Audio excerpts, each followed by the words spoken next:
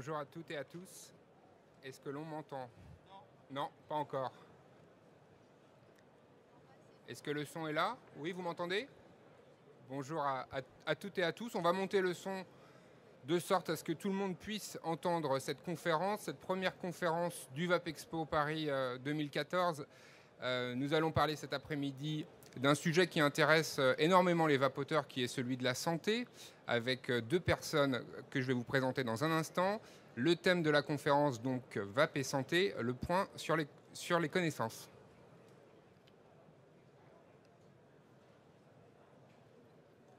On se retrouve après un petit jingle.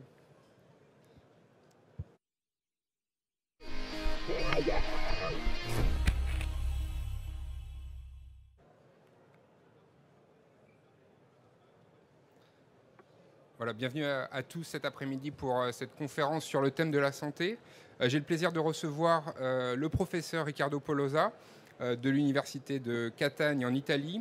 Professeur Polosa est un spécialiste de la lutte contre le tabac et il est également conseiller de la Ligue italienne contre le tabac. Monsieur Nicolas Bonnet, le directeur du RESPAD, est également à nos côtés cet après-midi. On le remercie de sa présence. Il est directeur du RESPAD, le réseau des établissements de santé pour la prévention des addictions, pharmacien spécialisé en santé publique. Donc cet après-midi, on va organiser cette conférence en 3 temps. La première va être une période dédiée à des présentations PowerPoint où M. Polosa et M. Bonnet vont nous faire part de leur perception aujourd'hui de la réalité de la cigarette électronique en matière de santé, ce que l'on peut dire par rapport aux connaissances, par rapport aux questions que peuvent se poser les vapoteurs, les anciens fumeurs, ceux qui hésitent. Et on va essayer tous ensemble, dans un deuxième temps, avec vos questions, avec un débat aussi, je l'espère, depuis les réseaux sociaux, de faire le point, donc avec la salle et les réseaux sociaux, le troisième temps, pour répondre à vos questions, vos interrogations sur le sujet de la santé pris au sens large, de la réduction des risques et de la manière dont aujourd'hui les pouvoirs publics, notamment, et les professeurs de santé, appréhendent la cigarette électronique. Donc ce que je vous propose, c'est tout d'abord de donner la parole à Nicolas Bonnet, donc du RESPAD, qui a préparé une présentation, Nicolas, sur le thème eh bien de l'état des lieux de la cigarette électronique, ce qu'on peut en penser. Bonjour à tous, merci beaucoup pour votre invitation. Monsieur Parola d'être ici aujourd'hui avec vous. Je vous propose en effet un diaporama sur la cigarette électronique et aujourd'hui un peu une revue de la littérature en ce qui concerne ses risques éventuels, l'incitation au tabagisme, sa place dans le domaine public en général et également dans la société. Alors pour débuter cette introduction, je vous propose juste de se rappeler quand même que la cigarette électronique c'est une histoire récente. 2006-2007, on est en Chine, on a la première cigarette électronique. C'est aussi une histoire en même temps, une histoire de santé communautaire, c'est-à-dire que c'est un produit qui a été créé par les consommateurs, pour les consommateurs, avec les consommateurs, qui a été modifié, amélioré, et c'est encore le cas aujourd'hui grâce aux consommateurs, grâce aux gens qui vapotent, et grâce à leurs résultats, et également à toutes leurs remarques et à leurs critiques. Donc 2006, la première cigarette électronique, et puis très récemment, 2007, 2012, 2013, 2014 encore plus, on voit qu'on a véritablement un développement fulgurant de la cigarette électronique. Alors entre 2007 et 2010, on reste sur des produits qui sont relativement peu performants, on va dire, avec une amélioration progressive du produit. Et par contre, depuis 2010, on va avoir des produits qui vont s'améliorer de façon notable, avec aussi l'apparition de très nombreuses boutiques. On a 100 boutiques au 1er janvier 2013 qui vendent des cigarettes électroniques. On en a plus de 1700 au 1er janvier 2014. Donc on a vraiment une diffusion massive du produit et des cigarettes électroniques au niveau national. On a également là récemment le début du rachat par certains cigarettiers de certaines compagnies qui fabriquent des e-liquides ou des cigarettes électroniques. Et puis un débat qui s'installe également dans la société sur la place de cette fameuse cigarette électronique. Vous le savez, la cigarette électronique, on reverra comment elle marche, mais c'est un appareil qui est composé de différentes parties. Il y a, on va dire, les plus importants, c'est les mèches, le liquide qui permettent l'aspiration de la vapeur, et puis toute une partie électronique avec une batterie et une diode qui sont là le moteur même de l'objet qui va permettre de favoriser la mise en suspension et le nébulisat qui sera ensuite aspiré par le consommateur. Ces produits, ils ont très largement également évolué, se sont améliorés au cours des années, et puis également en termes d'esthétique. Ils ont également beaucoup évolué. Je vous ai mis quelques photos là, mais vous en connaissez plein de modèles. Il y en a également des dizaines qui sont exposés ici aujourd'hui. Vous savez à quel point là-dessus, les fabricants sont riches d'inventions. Ces cigarettes électroniques, elles contiennent bien évidemment des e-liquides qui sont composés de propylène glycol, de glycérine végétale, d'eau, d'arômes, d'alcool, de nicotine, différents produits. Le plus important, c'est le propylène glycol ou la glycérine végétale, et puis ensuite, donc les autres produits qui sont en quantité beaucoup moindre que le propylène glycol. Il y a également bien évidemment de la nicotine. La nicotine, elle est principalement à des dosages compris entre 8 et 12 mg par millilitre. En tout cas, c'est les résultats issus des données relevées auprès des consommateurs, en sachant que le seuil maximal de vente en France, c'est 20 mg par millilitre. Il y a également beaucoup d'arômes pour ces produits, des arômes très divers, très variés, certains qui se rapprochent beaucoup du tabac et d'autres qui sont à des années-lumière de ce que pouvait être initialement la fumée de la cigarette. Plus de 77 000 produits sur le marché, plus de 77 000 produits aromatiques qui posent une certaine question. On le reverra notamment quand ils sont mis sous forme de vapeur. La bonne nouvelle en France pour cette année, c'est finalement le fait que l'AFNOR va proposer des différentes normes pour contrôler mieux les différents e-liquides, alors avec ce qui est réclamé aussi bien par la société civile que par les pouvoirs publics, c'est-à-dire des bouchons de sécurité, un embout de gouttes, avec une taille qui soit également normée, un contrôle anti-fuite, etc. Et puis également des produits qui vont répondre à des normes aussi en termes de santé qui sont plus normés, qui vont être référencés USP, c'est la pharmacopée américaine, donc des produits qui vont du coup correspondre à des caractéristiques pharmacologiques et pharmaceutiques très importantes, avec beaucoup de contrôle, et du coup des produits qui seront de sécurité supérieure. Ces normes, elles sont en train d'être finalisées aujourd'hui, et a priori, elles seront mises en fonction d'ici la fin de l'année. Quand on vapote, bien évidemment, il y a des émissions. Alors on se rappelle donc, que la cigarette électronique, c'est les différentes parties qu'on a vues tout à l'heure. Sous l'effet de l'aspiration, donc là, il y a une valve qui va déclencher le processus, une petite pile qui va allumer la diode, ici située à l'extrémité de la cigarette, quand diode il y a. Et puis on va du coup avoir des filaments qui vont chauffer, qui vont mettre en suspension le e-liquide. Et ce e-liquide, ensuite, en suspension, va être repris par les filaments qu'on voit ici, puis aspiré pour faire la fameuse vapeur que le vapoteur va pouvoir inspirer. Si je schématise, si je reprends donc, le schéma précédent et que je le remets sur finalement une autre forme, avec ici là, ce qu'il y a dans la cigarette électronique ici pour le consommateur et puis ici dans l'air, on voit qu'on a du liquide dans la cartouche, qui a un petit choc électrique finalement qui va provoquer la vapeur, que cette vapeur ensuite elle va se condenser en gaz en fines particules, que le vapoteur va inhaler ce gaz et ces fines particules avec une demi-vie très courte dans l'atmosphère, 11 secondes quand on est avec du propylène glycol, et puis ensuite dans la dernière phase c'est une dissipation du gaz. En résumé, ce qui est inhalé pour la e-cigarette, c'est exactement la même composition chimique que le e-liquide, contrairement au tabac où on a une composition chimique très différente entre le tabac, la fumée secondaire et la fumée qui est inspirée. La nicotine qui est délivrée, alors est-ce qu'elle est suffisante? Est-ce qu'elle est à des taux qui arrivent à combler le consommateur?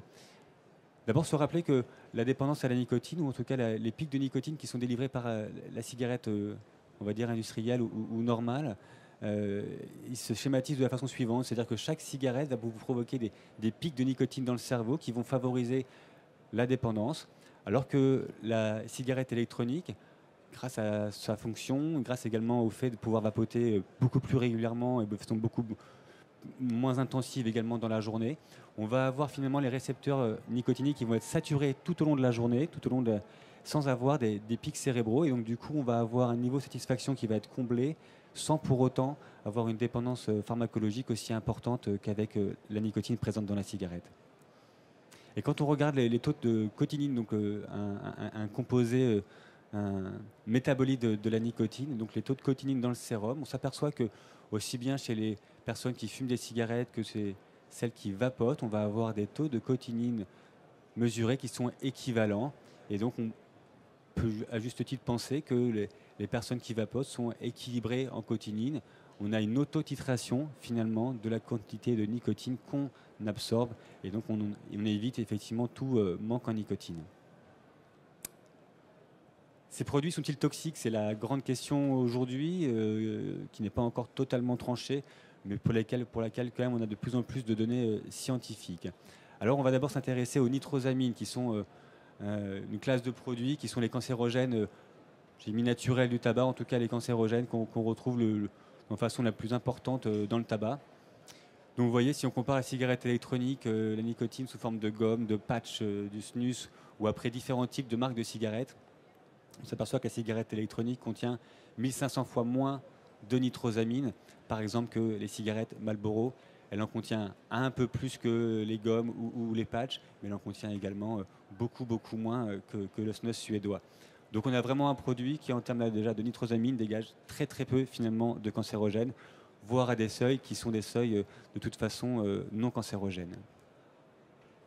Les autres produits cancérogènes potentiellement contenus dans la cigarette électronique, en tout cas dans la vapeur, comparativement à celle de la fumée de cigarette, pareil, on s'aperçoit qu'on a des taux qui sont sans commune mesure par rapport à la cigarette, parce que si on fait le ratio finalement entre une e-cigarette, c'est-à-dire le liquide contenu dans une e-cigarette, le ratio comparé à tout ce qui est contenu dans un paquet de cigarettes, de 20 cigarettes, on a des taux qui sont à la limite du seuil détectable, quels que soient les toxiques recherchés. En résumé, et pour être peut-être un peu plus pédagogique, finalement un peu plus clair, dans la cigarette, dans le tabac classique, on a des cancérogènes qui provoquent évidemment du cancer, de le monoxyde de carbone issu de la combustion du tabac, combustion imparfaite, qui va provoquer une augmentation importante du risque cardiovasculaire avec infarctus du myocarde, accidents vasculaires cérébraux, etc.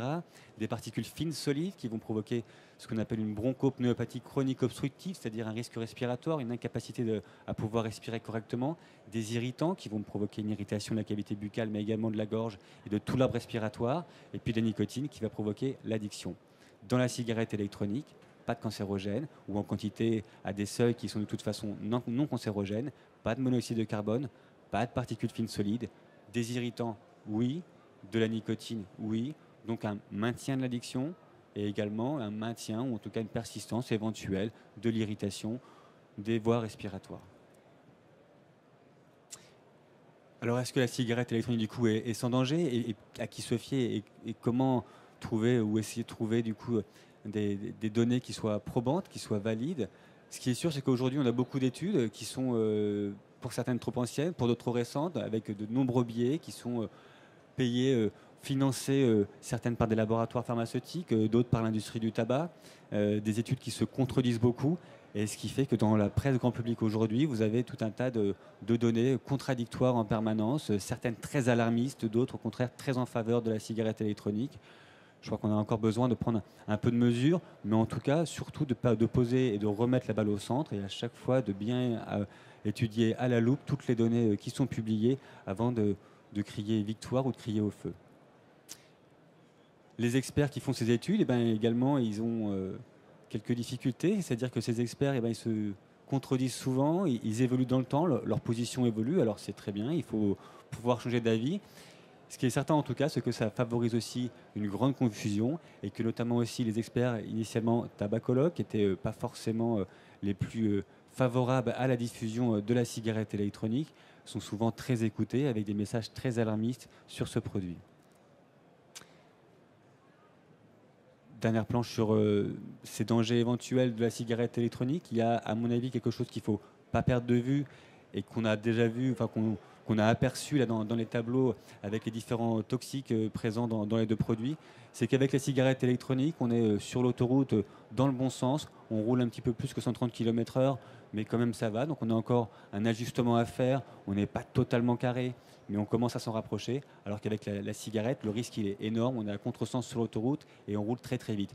Et cette image elle me paraît importante parce on a deux positions qui sont très très différentes, donc on peut évidemment améliorer les connaissances sur la cigarette électronique, on peut évidemment améliorer la sécurité du produit, mais on est déjà, et ça on le sait de façon certaine, à des taux de toxicité et à des seuils en termes de protection du consommateur qui sont sans commune mesure avec ce que pouvait être ou ce que peut être la cigarette normale.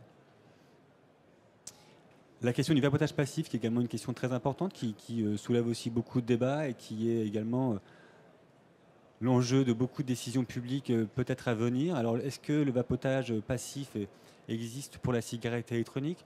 Il existe un tout petit peu pour les irritants et pour la nicotine.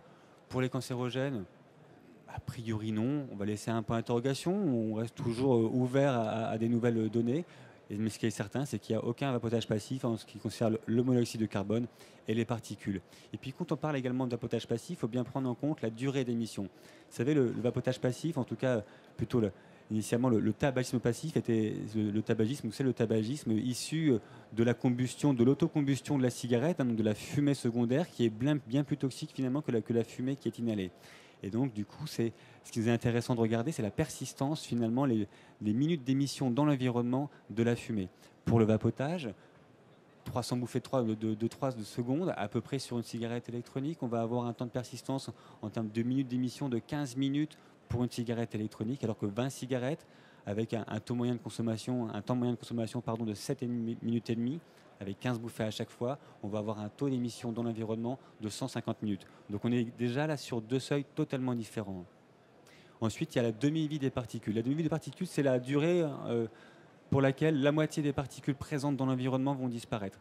On voit que le vapotage avec une cigarette électronique qui contient du propylène glycol, c'est 0,15. Pour avec de la glycérine végétale, c'est 0,6, alors que pour la cigarette, c'est 20 minutes. Donc on est vraiment sur des temps très très courts en termes de demi-vie pour la cigarette électronique, ce qui fait qu'au bout de quelques secondes, il n'y a déjà plus aucune trace finalement du gaz dans l'atmosphère.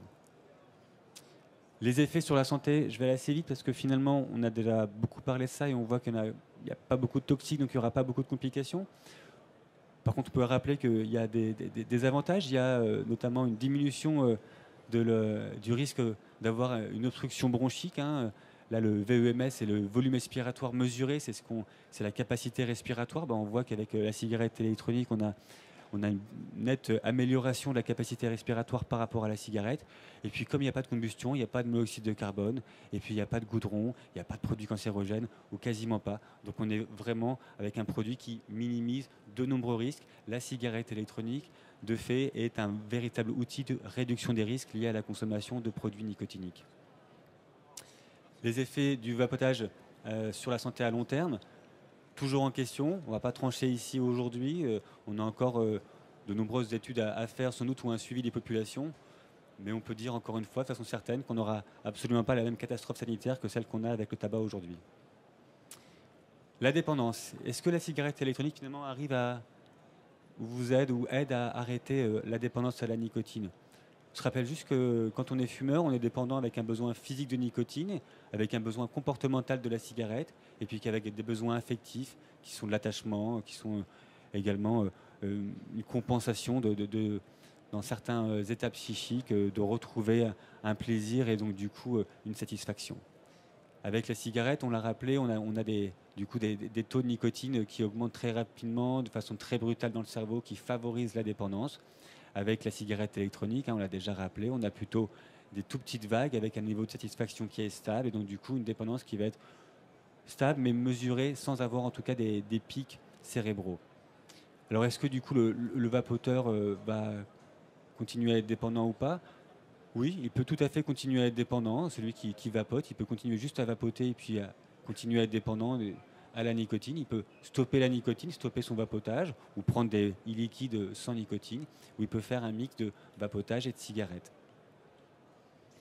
Donc est-ce que la cigarette électronique aide à sortir de la dépendance?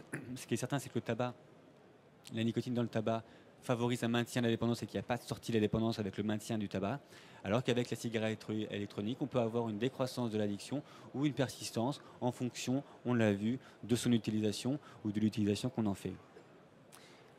Si je reprends là les résultats d'un sondage qui avait été fait sur le forum e-cigarette, avez-vous arrêté le tabac depuis que vous êtes passé à la cigarette électronique? Sur un peu plus de 10 000 personnes qui avaient répondu, plutôt même près de 11 000 personnes, il y avait 74% des personnes qui avaient totalement arrêté le tabac quand elles étaient passées à la cigarette électronique. Donc on voit malgré tout qu'il y a un vrai changement de comportement. Est-ce que pour autant les personnes ont totalement arrêté leur dépendance à la nicotine? On l'a vu, ce n'est pas encore le cas.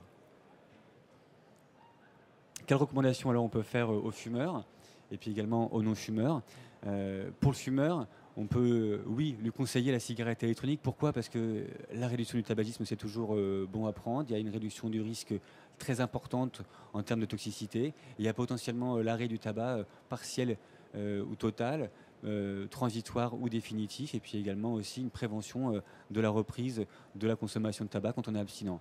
Dans le non-fumeur, pour le non-fumeur, a priori, aujourd'hui, on est plutôt défavorable à inciter à la consommation de cigarettes électroniques. Pourquoi? Parce que la nicotine, c'est potentiellement en devenir dépendant. Et puis pour un fumeur abstinent, c'est également potentiellement une incitation ou en tout cas une envie de recommencer un tabagisme actif. Est-ce que la cigarette électronique va faire persister du coup la dépendance? Bah oui, on l'a vu, sans doute. La dépendance physique à la nicotine, elle perdure, même si elle peut régresser un petit peu. On vient de le voir. La dépendance comportementale, elle va perdurer, voire elle va augmenter. Et ça, c'est aussi tout le côté esthétique en même temps de l'objet, la façon de le manipuler, la façon d'aspirer dessus, etc. Ça, c'est la dépendance comportementale. Donc souvent, elle augmente avec les cigarettes électroniques. Par contre, la dépendance psychologique, qui permet au fumeur de gérer ses troubles de l'humeur, elle va également diminuer au cours du temps. Quel avenir pour la cigarette électronique? Déjà, ce qu'on peut dire, c'est que c'est un marché qui rapporte des millions de dollars aujourd'hui. C'est un marché qui est en pleine explosion. Ce salon en est la preuve. Ça, c'est des chiffres américains, mais on pourrait reprendre les mêmes chiffres en France. On voit l'augmentation, tout à l'heure on l'a dit, hein, du nombre de boutiques qui vendent des cigarettes électroniques en France qui a explosé ces dernières années.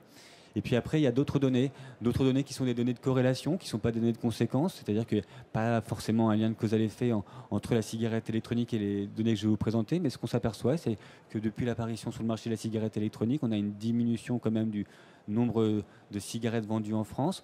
On a une diminution également du nombre de fumeurs quotidiens ou occasionnels chez les jeunes à Paris.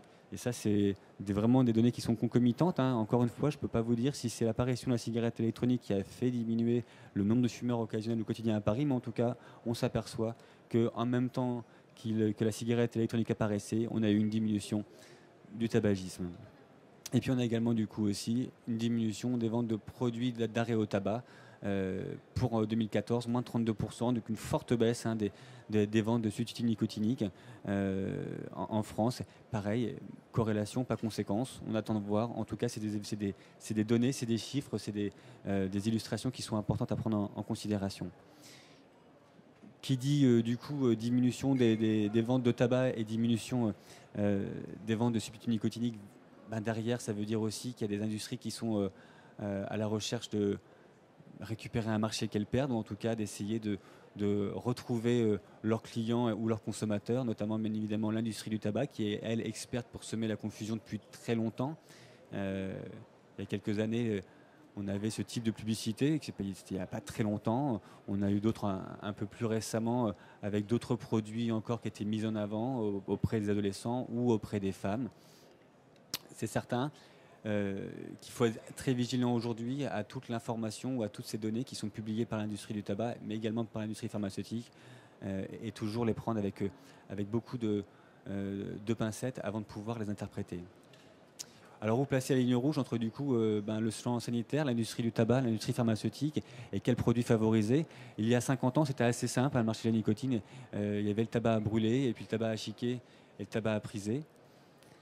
Aujourd'hui, c'est beaucoup plus compliqué puisqu'il y a la cigarette avec la combustion réduite, le snus à nitrosamine réduite, les substituts nicotiniques sur prescription ou uniquement en termes de réduction des risques. Ça, c'était même plutôt le schéma il y a 10 ans. Et puis plutôt aujourd'hui, on a donc en plus la cigarette électronique et puis les nouveaux produits issus de l'industrie du tabac, notamment l'inhaler VOC de British American Tobacco qui fait son entrée sur le marché, mais il y a d'autres produits aujourd'hui. Donc on voit que c'est un marché en grosse évolution et il y a un enjeu très important, c'est le monopole de la nicotine. Et ce monopole de la nicotine, les acteurs cigarettiers en sont très attentifs à essayer de maintenir le plus possible ce monopole dans leur giron et d'où également toutes ces actions de lobbying permanentes auprès des politiques. La cigarette électronique versus le tabac chauffé, c'est aussi une question importante que je vous illustre très rapidement parce que le tabac chauffé, donc on en voit de plus en plus. Pareil, la cigarette électronique, elle est bien moins toxique que le tabac chauffé, quels que soient les différents toxiques qu'on étudie, on aura toujours beaucoup moins de toxiques dans la cigarette électronique que dans les nouveaux produits issus de l'industrie du tabac.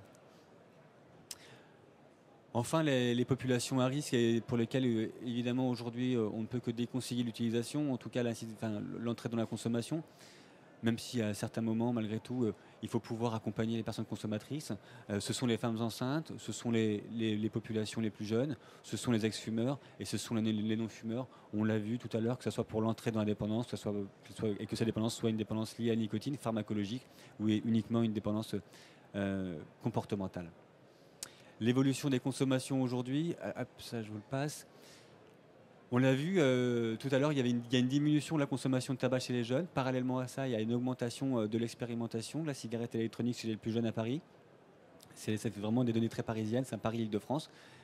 Est-ce que pour autant c'est une augmentation du groupe de fumeurs au total? Là, si on prend les données américaines, on voit que finalement, on a une augmentation entre 2011 et 2012 des personnes qui ont commencé, qui ont initié la cigarette électronique, en tout cas qui ont expérimenté la cigarette électronique, mais que globalement, finalement, sur le pool de fumeurs, on a une baisse totale des personnes qui ont consommé des produits nicotiniques.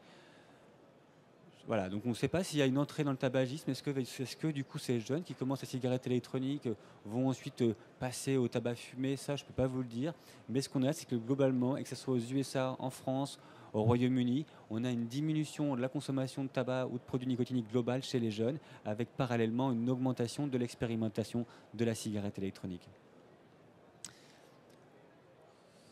Qui décide quoi? Ce sera les dernières planches. Aujourd'hui, dans le vapotage, il y a des acteurs très importants. L'industrie du médicament, indirectement, qui tente à évidemment reprendre aussi toute une part de marché en termes de prise en charge des consommateurs, des malades tabacodépendants, des patients qui étaient avant uniquement vus par le système médical et qui aujourd'hui arrivent finalement à arrêter en s'affranchissant d'une prise en charge médicale. Liée à l'industrie du tabac, évidemment, les autorités de santé et politiques qui font preuve de beaucoup d'hésitation, notamment sur le vapotage dans les lieux publics, sur la diffusion des différents produits, que ce soit les e-liquides ou les vapoteurs personnels. L'industrie de la cigarette électronique, qui est très présente ici, qui est également en grand changement. Il y a énormément d'acteurs.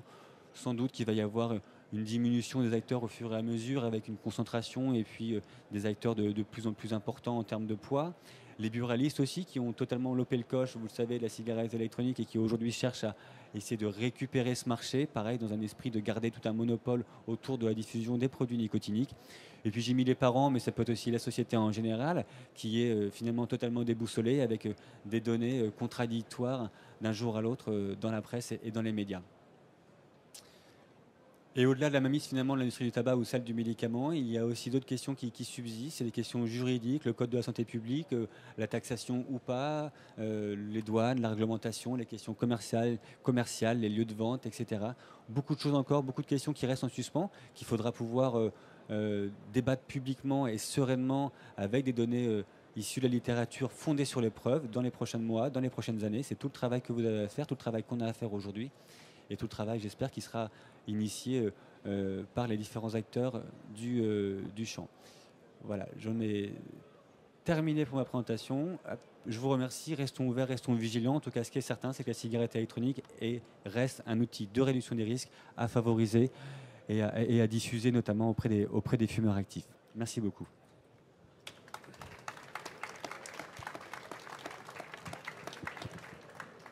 Merci beaucoup, Monsieur Bonnet. Avant de passer la parole au professeur Polosa, j'ai deux questions à vous poser, ou plus précisément une remarque et une question.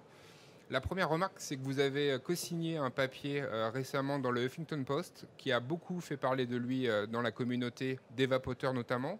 Et je voulais savoir si vous pouviez nous le résumer en 2-3 points très rapidement. Et l'autre question, c'est de savoir pourquoi aujourd'hui, au-delà des débats qui existent quant à la réalité des effets de la cigarette électronique sur la santé, pourquoi il n'y a pas encore un consensus sur cette métaphore de l'autoroute dont on parlait tout à l'heure, cette métaphore qui veut que lorsque vous fumez, vous êtes à contresens, lorsque vous vapotez, vous êtes à 140 au lieu de 130, mais dans le bon sens.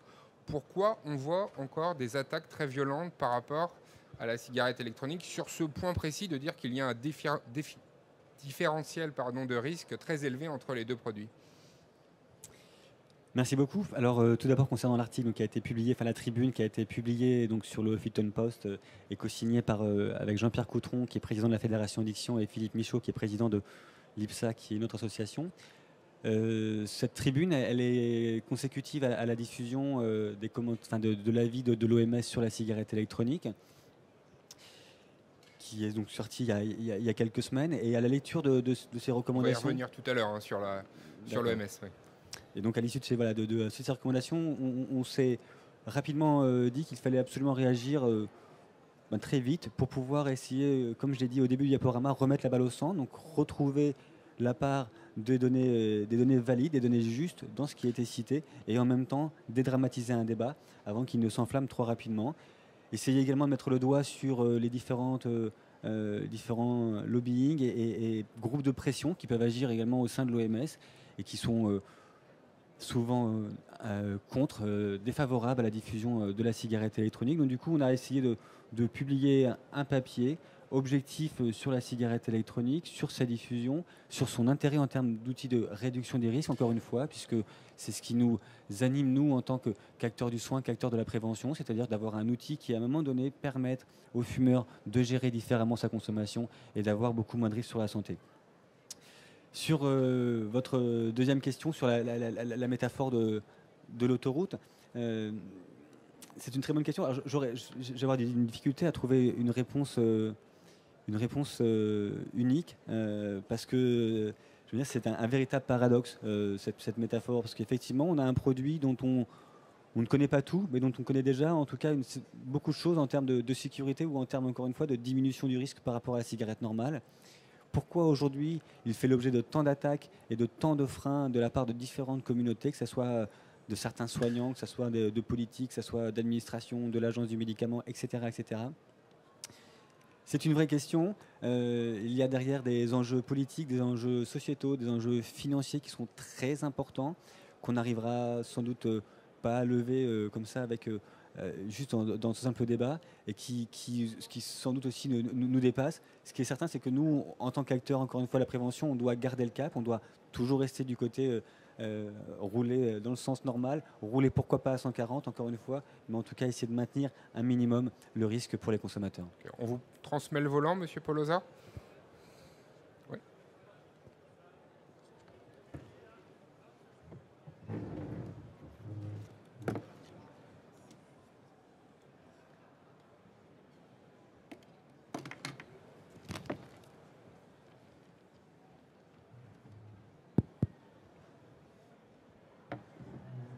Bon après-midi, Paris. I'm very glad to be here.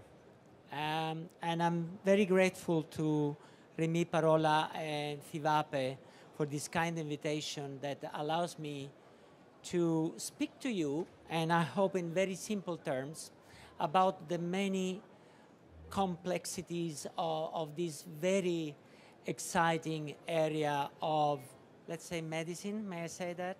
For me? No. Okay, let's say this area of entertainment that may have some medical implications, right? And I really want to make quickly a few disclosures. First of all, I'm a medic.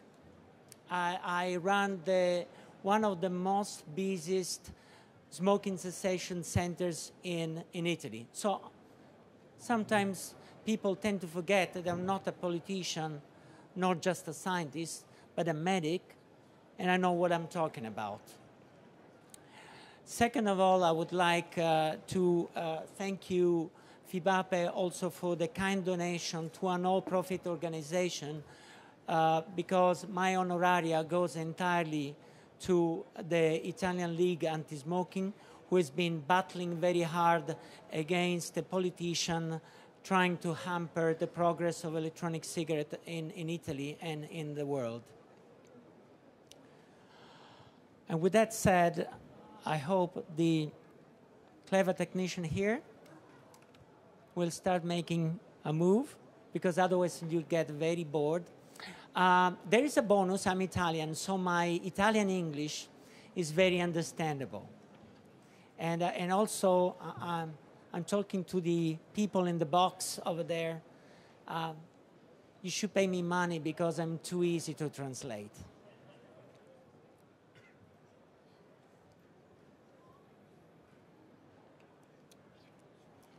Okay, I think you don't mind if I sit down, do you? Can I sit down? Right. I think the reason why you're here trying to listening to me is because you care about yourself. Because you want to know whether this change in lifestyle is an healthy choice or is not an healthy choice or is something in between. Right? So that's the reason why the title of this talk is How Healthy is to Vape Today? Yesterday was less healthier.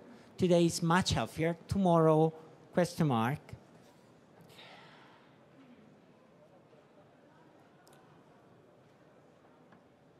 For those who really want to wander about and enjoy the fair, I'll start from the end by saying two very simple and quick messages.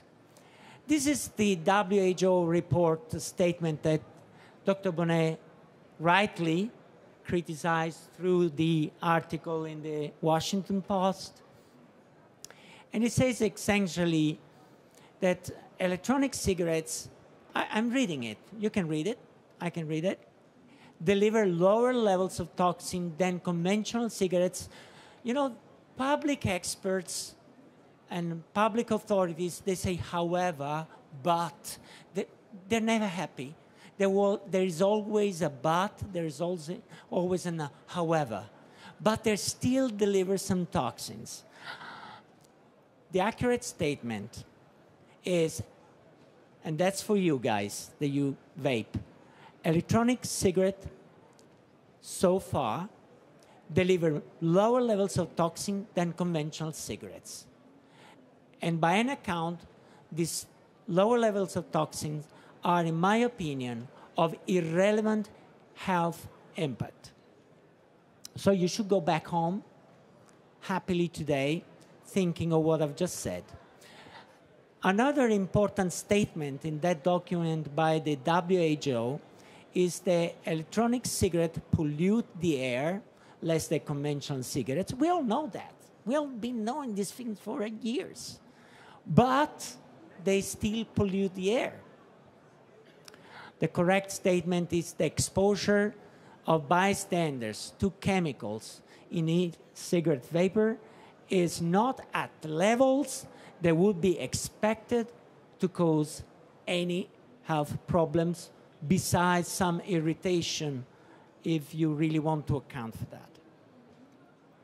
So these infograms was prepared by myself and the head of CASA, Ellen Keller, in 2011.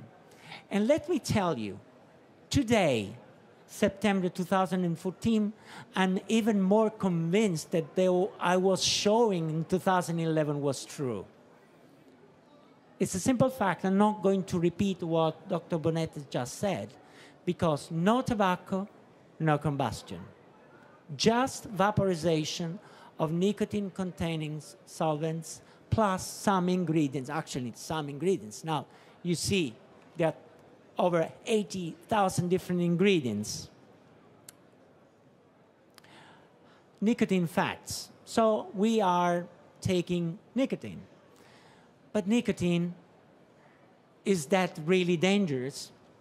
Besides the scaremongering and alarmistic big titles in newspapers, especially in Spain, but also in Italy, and I'm not sure about France. I lost track of news media in France. Also, okay, nicotine is not a poison. Nicotine is a neurostimulant, and many people just use it because they can function intellectually, cognitively, without nicotine. I've been knowing many painters, many writers, many journalists, and they just said, I cannot go on without my fix, okay? So depriving them of the fix will cause some discomfort. And having electronic cigarette on the market, on the stage, will relieve that discomfort. But let's forget about this. Let's focus on the health issue. Nicotine is not a carcinogenic substance. It's not causing lung disease. It's not, has some effect on cardiovascular system, but it's not surely causing heart attacks or these kind of things. And just to draw a line, even an electronic cigarette basically is not nicotine that it may cause the problem. If there's something that really needs to be investigated, it's not nicotine, something else. So that explains why when we met in London a year ago, and when deciding the level of risk of nicotine-containing products based, on several items, morbidity, mortality, contraband, black market, impact on your pockets, and a number of items have been piled up to classify the risk. Well, the risk of e-cigarette equates to 4 when the risk to tobacco cigarettes equates to 100. The problem is how low risk is low risk for electronic cigarettes. That's the debate that goes around with most of public health experts. And I try here today to summarize with very few slides what I believe it is that the low risk level for electronic cigarette is so low that it should be taken into account. Of course, Dr. Bonnet has just mentioned carbon monoxide. Carbon monoxide is generated by combustion. So basically, and you see from this slide, the circle dot is people who quit smoking. So their levels of carbon monoxide starting from 20 parts per million goes right down to below 7 parts per million, which is basically normal. If you go outside and you start breathing in the polluted area of Paris, you will have 5 ppm, 6 ppm, 7 ppm of CO, okay? So this is a good story. Vaping does not raise carbon monoxide. Why? News is saying nothing about this? Huh? It's a very important toxic. It causes a lot of problem. You can ask me about this later on if we have time for discussion. Okay, we just want to focus on what comes in your body when you vape. It's nicotine, solvents, PGs and VGs, flavorings, and other contaminants. Please, just give me 30 seconds of your attention to try and understand what I'm trying to show here. There's no way by epidemiology we are going to answer all these questions about these implausible risks. They are too little. And it's going to take 30 years for cigarettes. It's going to take 60 years for vaping, okay? But there are models.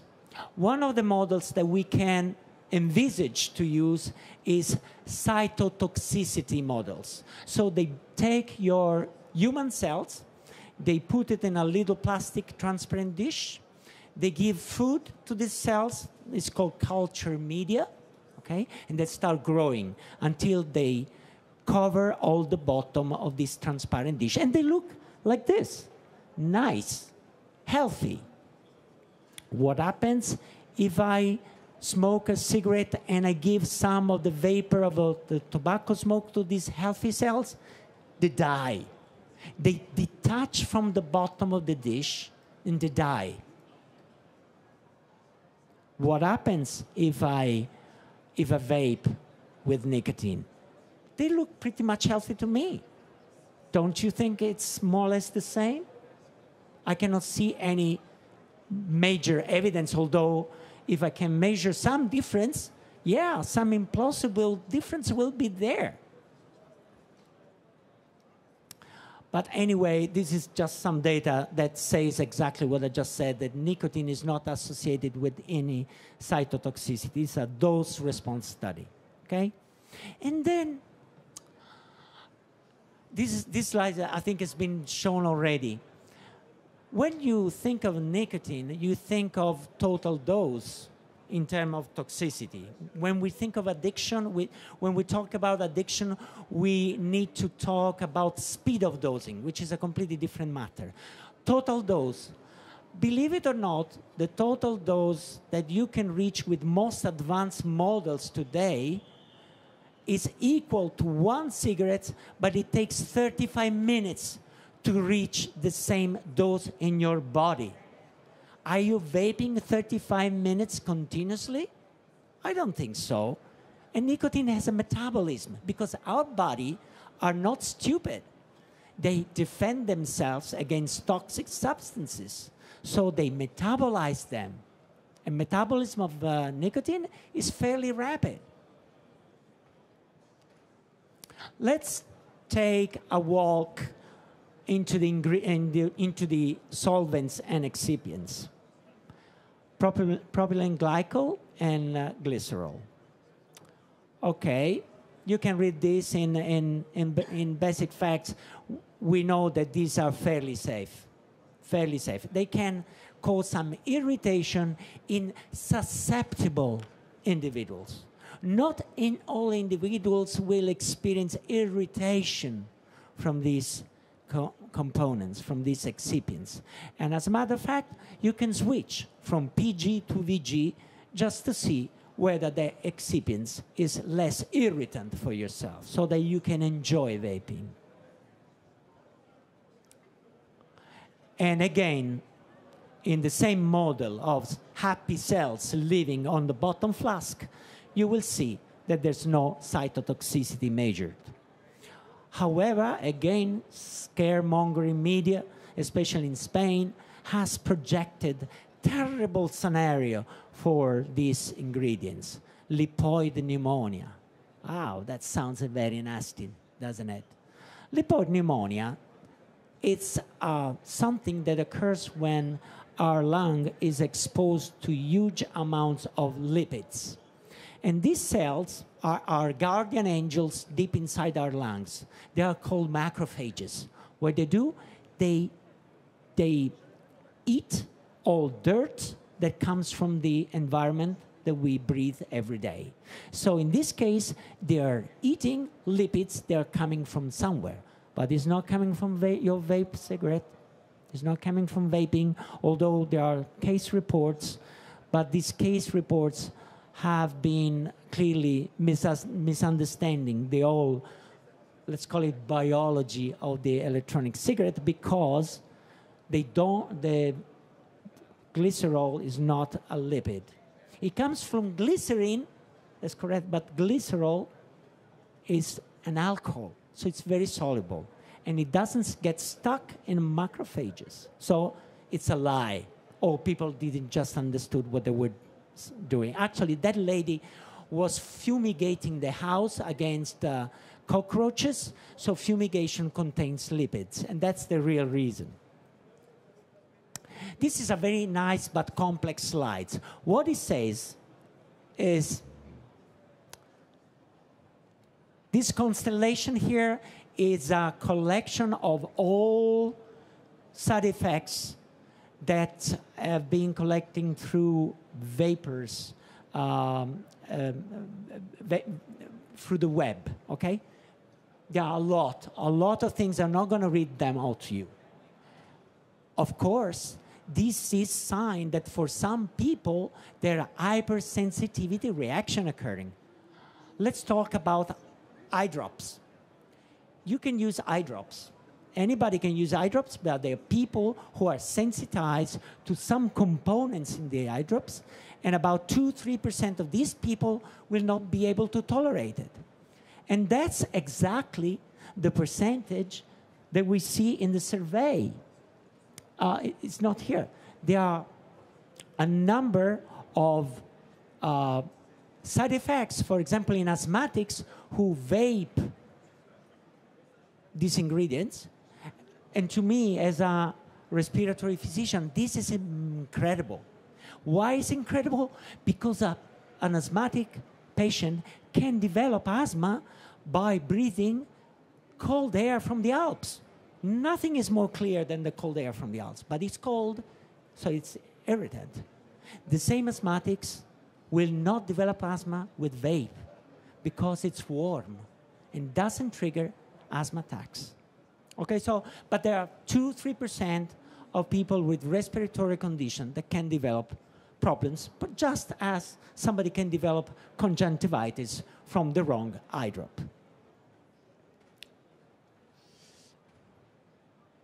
So flavorings, this is a hot theme that would require a long time. I'll try to summarize again using the happy cells on the bottom of the dish, so I don't have to re-explain this to you. And all I'm going to say is there are some ingredients that can cause some cytotoxicity, okay? In this case, coffee. But mind you, coffee will be banned by the TBD anyway because it's psychostimulant, so I'm not going to talk about this. There's been also quite a lot of talk about cinnamon cytotoxicity. I do believe these are very early studies with very early products. I think most of what we see here is that some products are containing contaminants, and it is the contaminants that is causing cytotoxicity. In fact, you know, the level to which this cytotoxicity was occurring was 400 times lower than the levels that they are allowed by the Environmental Protection Agency. So there must be a mistake somewhere. The research in this area needs realistic approaches. And I'm not going to delve into this because I really want to keep it nice and short. Another area of great interest is the acetyl and acetylpropionyl. You know, these are the components that give the buttery aroma to many e-liquids, okay? Why we started having problem with diacetyl and acetylpropionyl? Because we know from occupational medicine the term of popcorn lungs. To make popcorn, you need a lot of diacetyl, a lot. And we know that from the early studies in the 70s, when the workers in these factories went unprotected, they developed this popcorn lung disease. Okay. There is a lot of diacetyl in the e-liquid for obvious reason. About 74% of the products tested by my dear friend Konstantinos Farsalinos have shown to contain diacetyl. And it seems to be a bit above some safety levels that are being recommended. Okay, so the obvious recommendation would be let's limit diacetyl. But I really want to stimulate your thinking by saying, let's look at the tobacco cigarette. Tobacco cigarette is in the range of 300 to 400 micrograms of this stuff. So if I project diacetyl in your good old own brand of tobacco cigarette, it goes off scale. And in fact, I've never seen popcorn lung disease in a cigarette smoker. I see many cigarette smokers. So you really need, it's not a problem. It's avoidable because there are artificial flowers that can do exactly the same job, and their toxicology is very well known and it's perfect. But to me, it's a risk. It's an avoidable known risk. Contaminants. There's a lot of talk about heavy metals. Most of the heavy metals are coming from the wick and from the coil. It's nickel chromium most of the times. And that's the main. But usually the main level of nickel chromium coming from these elements in your electronic cigarettes are not of levels that can endanger you, because they are all within those limits presented by the US Pharmacopoeia. The US Pharmacopoeia sets a limit that is in that red box. I'm not going to read it, but it says for inhalational drugs, so there are metals in the drugs, in the vapors in the drugs, you know, nebulizers, stuff for asthmatics and COPD patients, okay, are very well within those limits, although they are comparable to tobacco cigarettes. So don't worry about that. I'm not going to spend a word on nitrosamines. To me, this is a known problem. There are no nitrosamines unless there's some contamination in some tobacco extracts in some liquids. This should be, of course, we are working towards standards of quality and safety with a lot of companies, association, FIVAPE, ESITA, IDUS, AFNOR, BSI. We're trying to make some good work so that the regulators in Europe cannot say anything about our quality levels. And the consumer is protected. So another big area of debate is thermal degradation, and particularly aldehydes. Aldehydes are formaldehyde, acetaldehyde. Let's focus on the first two.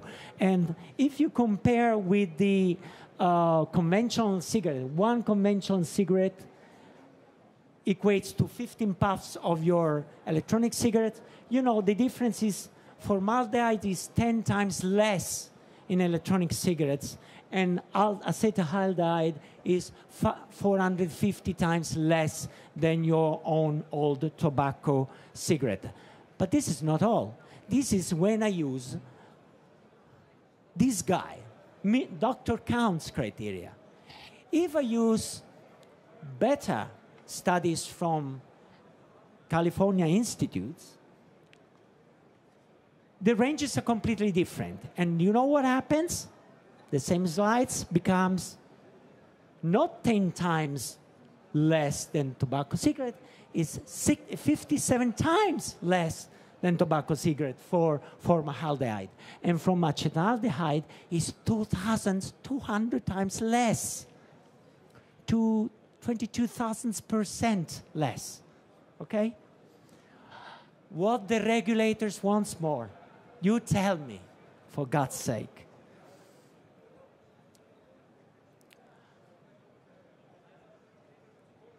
Of course, and that's for you guys, that you play a lot with your little toys. There's a component that needs to be controlled, and that's its temperature. And as you can see here, temperature has having a big factor in production of aldehydes. Aldehydes can be a little bit carcinogenic and are irritant as well. But let me tell you something. Developing a lung cancer takes more than one single cancerogenic substances. It needs a cocktail. And if you think that tobacco smoke contains more than 10,000 different chemicals and more than 40 recognized carcinogens, you know why you may develop lung cancer. Not all smokers develop lung cancer. So we have an inbuilt defense system that protects us. But more carcinogenic substances, the more the risk. If you have one, implausible. Okay, so you see temperature is having an effect. But again, this is nothing compared to tobacco cigarettes, once again. This does not mean let's have big vape, let's put more wattage in our wicks and coils. You need to be also responsible. We need to inform you how to use properly your device. So it's your lifestyle decision whether you want to be healthy or even healthier, okay? So it's all about lifestyle choices. You can decide to quit smoking or to quit vaping and to go to live in the Alps and to run in the green fields like this young lady. And that's your healthy choice. Can you afford that, guys? Do you want to live in the Alps, in the middle of the Alps forever? No, you're stuck in Paris, okay? And believe it or not, what you breathe in Paris is going to be something in between your vaping and your good old own cigarette.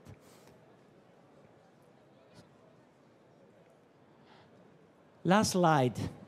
I'm just giving you just a little sample of what we are doing right now to make sure your health stay healthy. First thing that we need to do as a responsible industry, not me, I don't do any industry, but I'm assisting the industry of developing standards, is to work on good manufacturing practices, quality management system. That means that this liquid you're buying, you really need to know they are coming out of a controlled process in an industry. Like the ice cream you buy, the sweets you buy, they undergo a process of quality. Liquids needs to undergo a process of quality. It doesn't need to be super quality. It needs to be just enough to make sure that your health is protected. So, pharma grade for nicotine and for any solvents. Why pharma grade? Because so I don't have those contaminants. Okay? To me, the problem of contaminants is more a problem of discussion with regulators. They say, but there are a little bit of nitrosamines here. So let's try to avoid all this discussion by working on pharma grades.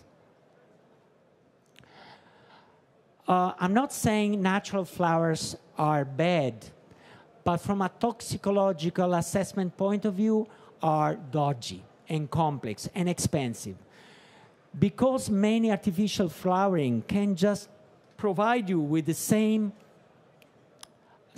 appeal, why don't use them?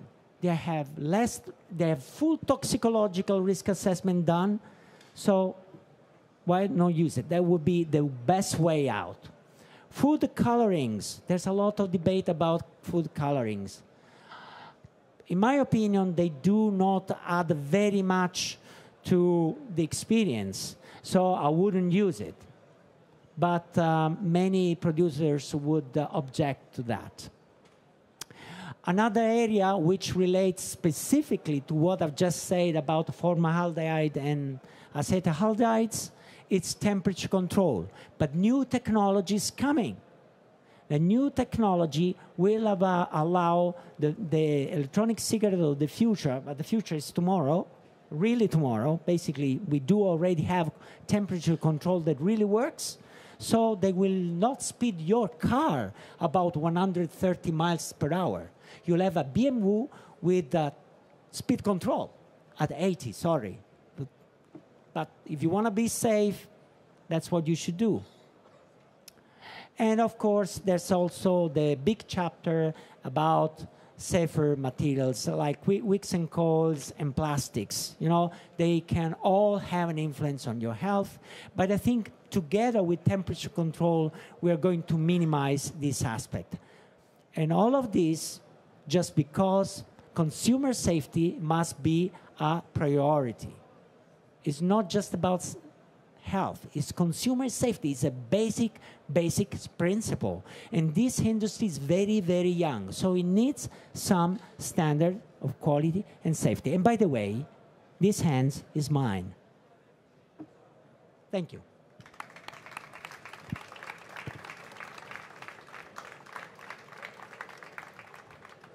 Merci beaucoup, professeur Polosa, pour cette présentation. Et Oui, il faut les écouteurs. Et cela me permet aussi de vous indiquer que nous aurons demain une conférence sur le thème de la standardisation ou normalisation des produits de la vape et des actions que nous menons en France à la FIVAP et avec nos partenaires aussi européens, notamment les CITA.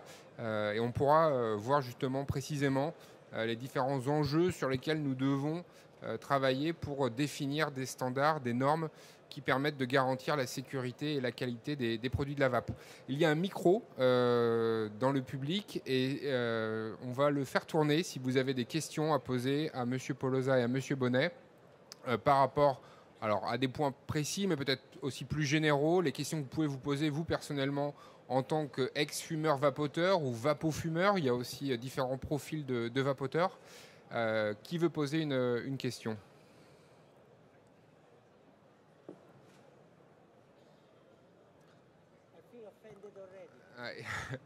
Madame, devant.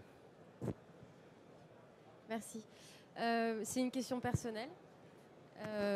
Voilà, je suis une ancienne, très récente ancienne fumeuse, mais ça fait 2 ans que je vape pas mal. Je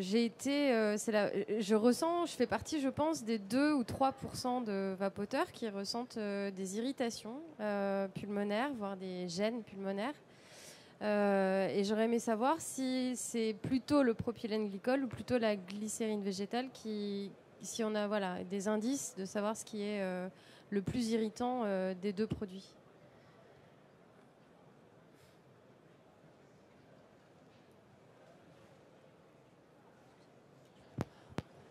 I'll speak slowly, okay? There can be, as you've noticed, many different substances that can have irritant effect. Nicotine itself is an irritant. The throat heat is given partly by nicotine. PG, as you know, is an irritant. So you can switch PG into a complete VG product. Have you tried that? That's a possibility. What kind of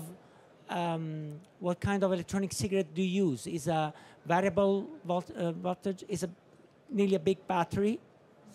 So make sure that you're not going over the top. Feel your senses. I mean, Phil Basurdo just said it. You know, you can actually do a lot to improve the irritant effects just by feeling yourself. If you start feeling that there's a burning sensation, and if the aroma is not just right, that means that you are overburning your e-liquid, and this will likely to cause generation of many different substances that may generate irritation. Probably the most irritant substances that irritates you, we don't know. The unknowns of the e-vapor chapter. You have to find that for yourself. Otherwise, just quit even vaping and try to go to the Alps. C'est la personnalisation de la vape qu'il vous faut, madame. On a une question qui avait été posée sur Internet, et peut-être je vous la pose, Nicolas Bonnet. C'était celle de savoir ce qu'il en était de la porte d'entrée dans le tabagisme. Beaucoup de parents aussi s'interrogent sur le fait de savoir si commencer à vaper, ça peut être pour des jeunes la possibilité demain de devenir fumeur. On a une étude de l'OFT qui a indiqué qu'a priori ce n'était pas une porte d'entrée dans le tabagisme. Il y a aussi un débat sur le sujet. Vous, quel est votre sentiment par rapport à la possibilité d'un effet passerelle entre la vape et le tabac ? Merci. Ce qui est certain, c'est qu'on a aujourd'hui une vraie crainte, effectivement, dans la société, et notamment chez les parents, de voir leurs enfants entrer dans le tabagisme avec la cigarette électronique.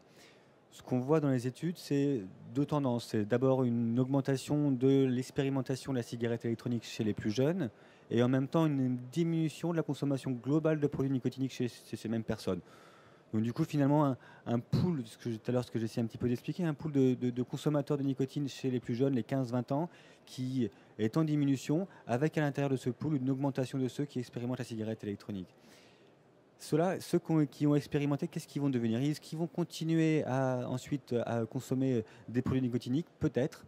Est-ce qu'ils vont passer au tabac ? Rien n'est moins sûr. Est-ce qu'en même temps, l'expérimentation de la cigarette électronique est bien vécue chez les plus jeunes? De mon expérience clinique, parce que je m'occupe d'une consultation également d'adolescents dans un hôpital parisien, je m'aperçois surtout que les jeunes l'expérimentent, mais n'apprécient pas forcément d'avoir une cigarette électronique avec eux à cet âge-là, que c'est un objet qui leur paraît décalé et qui sont beaucoup plus s'ils veulent continuer à prendre des produits nicotiniques dans la consommation réelle de tabac. Monsieur Polosa, je ne connais pas exactement le taux de prévalence tabagique des jeunes Italiens de l'âge de 20 ans, mais en France, on est aux environs de 50%. Vous, quelle est votre analyse du rapport des jeunes à la vape?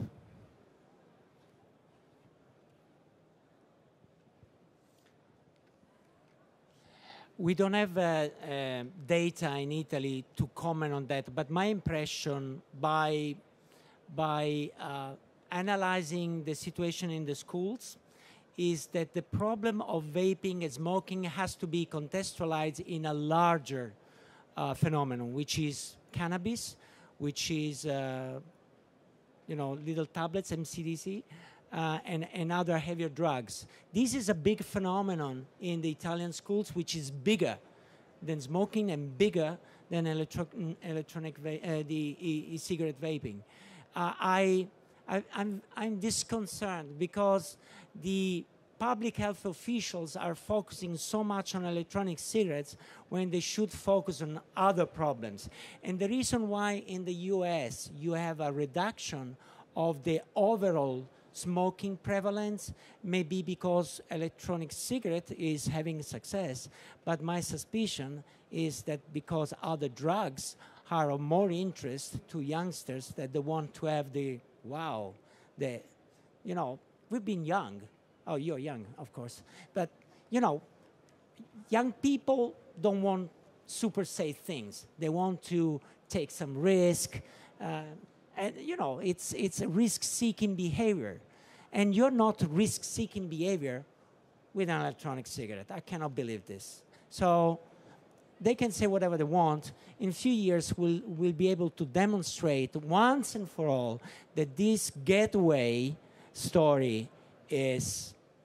Can I just use a bad words in English here? No. Okay, bollocks. We're in Paris.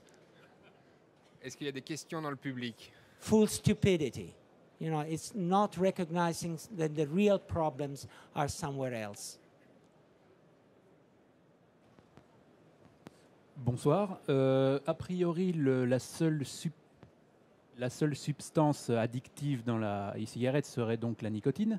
Mais est-on sûr que dans la cigarette classique, la nicotine soit exactement la seule substance également addictive? Il y a plusieurs formes de dépendance déjà par rapport au tabac et ou à la vape. Il peut exister des dépendances qui ne relèvent pas seulement de la composition des produits. Il y a aussi le comportement. Au RESPAD, on en parle, je sais beaucoup.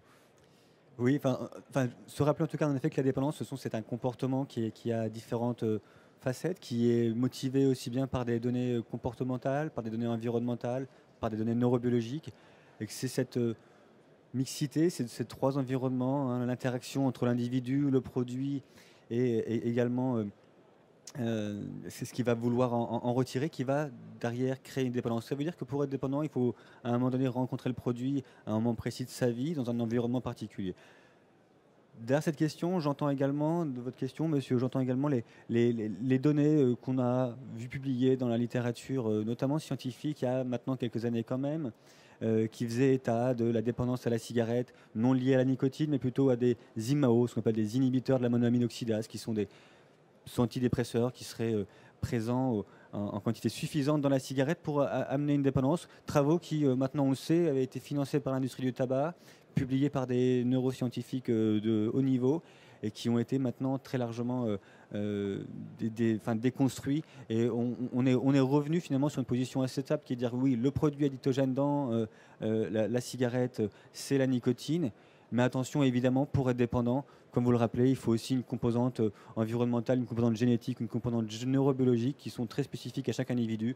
On ne va pas tous être dépendants des mêmes produits au même moment de notre vie. Certaines personnes vont juste détester la cigarette, d'autres vont l'adorer. Ça fait partie de nos spécificités personnelles. Je crois qu'on a un petit commentaire dans la salle aussi par rapport à la question de monsieur. qui concernait aussi précisément la nicotine, à savoir est-ce seulement la nicotine qui dans la cigarette crée la dépendance? Oui, donc Jacques Le Wezec, je suis un spécialiste de la nicotine et de la dépendance. C'est plus complexe que ça. Et les histoires des inhibiteurs, des monoaminoxydases et d'autres substances, dont l'acétaldéhyde, font partie de la composition de la fumée de tabac et en fait augmentent la capacité de la nicotine à produire une dépendance. Donc ce n'est pas ou tout blanc ou tout noir, c'est quelque chose de très complexe. La nicotine est la substance principale qui crée la dépendance, mais dans la cigarette, vous avez en plus des substances qui facilitent cette dépendance. L'autre point très important pour la dépendance, c'est la vitesse à laquelle la nicotine arrive au cerveau. Et il n'y a pas plus rapide qu'une cigarette. On l'a vu, Ricardo a présenté les données tout à l'heure, la e-cig n'est pas assez performante, entre guillemets, pour produire la même dépendance que la cigarette. Donc il y a deux choses, il y a la vitesse à laquelle ça pénètre dans le cerveau et il y a le fait que c'est de la nicotine pure et non pas un mélange avec d'autres substances qui sont dans la fumée de tabac. C'est ça qui fait la différence et c'est aussi pour ça que l'on montre que la dépendance à la nicotine chez le vapoteur a tendance à diminuer, probablement parce qu'on a justement ces deux phénomènes qui agissent. Alors, il y a une autre question. Oui, Monsieur Remy, Polosa. addiction is a matter of, it's a semantic problem. I think I can be addicted to ice creams if I start eating ice creams like crazy. The point is how much of this eating like crazy is causing disruption in my daily life or in my social interaction. That's the real problem. When we talk of addiction, it's something in our mind, it's a stigma. You know, we talk of addiction and we think of heavy drugs and nicotine. We need to forget to think about this. Addiction is something that can be socially acceptable, like caffeine drinking. Merci, oui monsieur. Bonjour et merci pour vos explications. Moi j'ai une question concernant vos recherches en fait. J'ai des amis qui sont encore fumeurs et que j'ai encore du mal à convaincre dû à la désinformation justement qu'ils peuvent obtenir sur le net ou beaucoup plus facilement. Est-ce que vos recherches sont accessibles? Moi j'ai la chance de vous avoir suivi cet après-midi. Par contre, est-ce que je pourrais orienter ces personnes-là sur des supports facilement accessibles en fait? Et lesquels? Alors, c'est une question aussi très pertinente dans le sens où on a parlé cet après-midi du fait que la cigarette électronique était infiniment moins dangereuse que le tabac. Mais dans la société, chez les primo-accédants de la vape, on s'aperçoit également qu'il y a certaines personnes qui peuvent penser que c'est même plus dangereux, aussi dangereux ou plus dangereux que le tabac, et du coup qui ne vont pas commencer à vaper dans une démarche de réduction des risques. Alors, par rapport aux plaquettes, je pense à celle de l'EDUS aussi sur les idées préconçues relatives à la cigarette électronique qui est extrêmement bien faite. Monsieur Polosa, pour informer les fumeurs, il y a des sites internet, il y a aussi le message des professionnels de santé, mais c'est vrai qu'il y a aussi, de la part de beaucoup de fumeurs, une crainte d'entrer dans la vape en pensant à tort ou à raison que ça peut être plus dangereux que le tabac.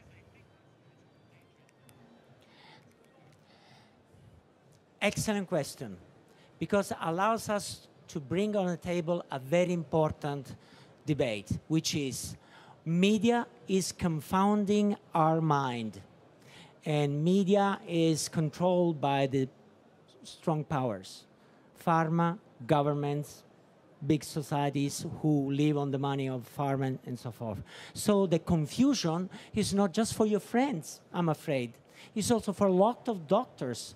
There are a lot of surveys in the UK showing that the GPs, they don't really know what to say now. They knew 2 years ago. Now they are confused by the media. So this is a big responsibility by the governments, by the media, because this confusion may cost lives. So I'm sure Jacques Lozec has got a great blog and it will help you, all your friends. And I'm sure you connect with IDUS and FIVAPE, and it'll be a great, great, great resource for your friends for serious information. Serious information. Je disais ça aussi par rapport à... Enfin, vu que moi je suis un vapeur, voilà, j'y crois à fond.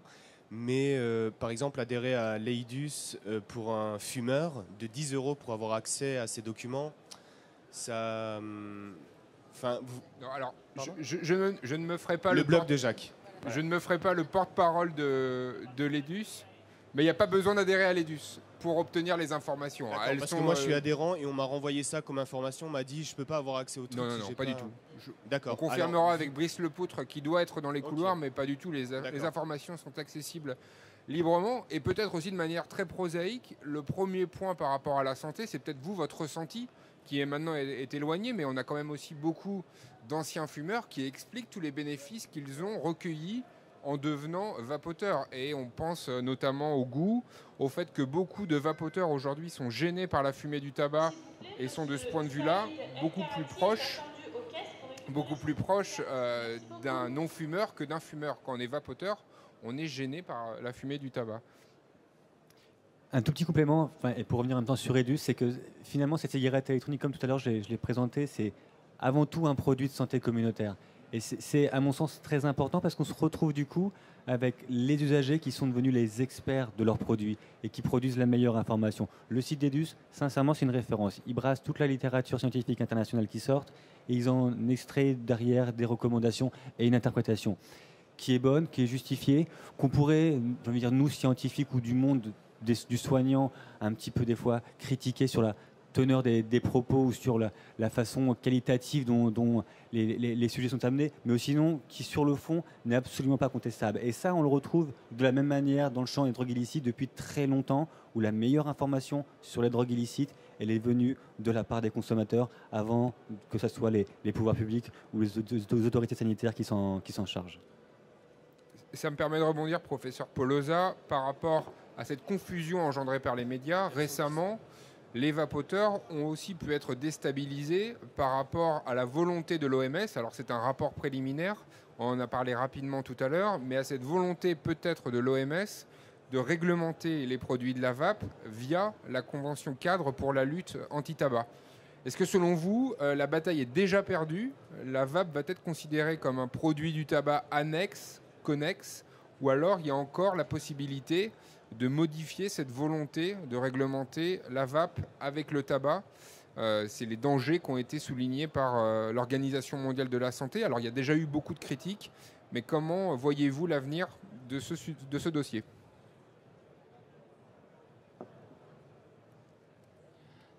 Okay, my understanding is that WHO wants to consider electronic cigarette as tobacco cigarettes. That's the idea. That's their evil plan. I think it's an evil plan because it doesn't make sense. No tobacco, no combustion. Why should be considered like tobacco cigarette? The disadvantage of having electronic cigarette being equated to tobacco cigarette is then that all restriction that applies to tobacco will apply to electronic cigarette as well, regardless. Okay? I don't think this plan is going to work.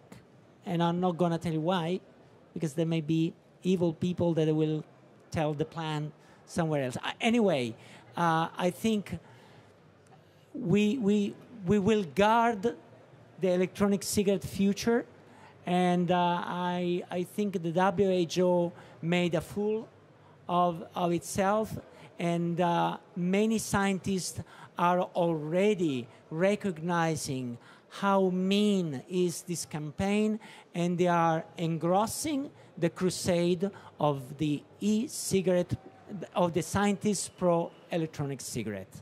So in my view, things are changing for the better.